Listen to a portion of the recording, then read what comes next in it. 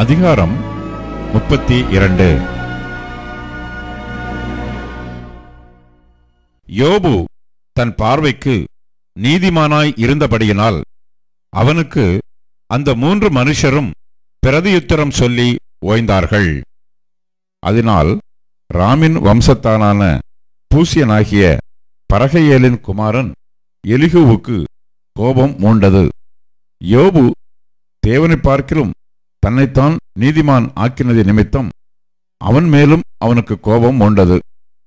கொடுக்கத்தக்க மறுபடி யோபின் 3 சிநேகிதருக்கும் அகப்படாதிருந்தும் அவர்கள் அவனை ஆகாதவன் என்று தீர்த்தது நிமித்தம் அவர்கள் மேலும் அவனுக்கு கோபம் மூண்டது. அவர்கள் தன்னை பார்க்கிலும் வயது சென்றவர்கள் ஆனபடியினால் எலிகூ யோபின் வார்த்தைகள் முடிந்து தீரும் மட்டும் காத்திருந்தான். அந்த 3 மனுஷரின் வாயிலும் மறு உத்தரவு பிறக்கவில்லை என்று எலிகூ கண்டபோது அவனுக்கு கோபம் மூண்டது. ஆதலால் பரகையேலின் குமாரன் எலிகூ என்னும் பூசியன் பிரதியுத்தரமாக, நான் இளவயதுள்ளவன், நீங்களோ விருத்தாப்பியர்.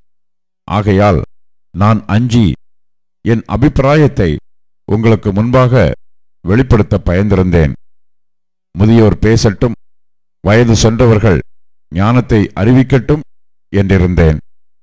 ஆனாலும் மனுஷரில் ஒரு ஆவியுண்டு, சர்வ வல்லவருடைய சுவாசமே அவர்களை உணர்வுள்ளவர்களாக்கும். பெரியோரெல்லாம் ஞானிகளல்ல, முதியோரெல்லாம் நீதியை அறிந்தவர்களும் அல்ல.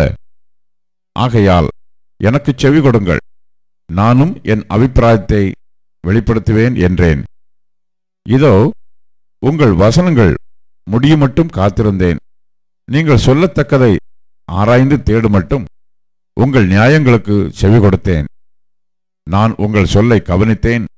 ஆனாலும் இதோ உங்களில் யோபுக்கு நியாயத்தை தெரிய காட்டி அவருடைய வசனங்களுக்கு ஏற்ற பிரதியுத்தரம் சொல்லுகிறவன் இல்லை. ஞானத்தை கண்டுபிடித்தோம் என்று நீங்கள் சொல்லாதபடி பாருங்கள். மனுஷனல்ல, தேவனே அவரை ஜெயங்கொள்ள வேண்டும். அவர் என்னை பார்த்து பேசினதில்லை. நீங்கள் சொன்ன வார்த்தைகளினால் நான் அவருக்கு பிரதியுத்தரம் சொல்வதும் இல்லை. அவர்கள் கலங்கி அப்புறம் பிரதியுத்தரம் சொல்லாதிருக்கிறார்கள். அவர்களுக்கு பேச்சு அற்றுப்போயிற்று.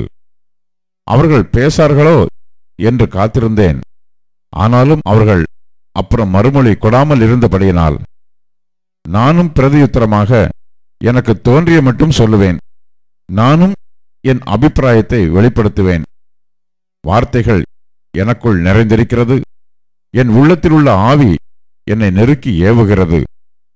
இதோ என் உள்ளம் அடைக்கப்பட்டிருந்து புது துருத்திகளை முதலாய் பீரப் பண்ணுகிற புது ரசத்தைப் போல் இருக்கிறது. நான் ஆறுதல் அடையும்படி பேசுவேன். என் உதடுகளை திறந்து பிரதியுத்தரம் சொல்லுவேன்.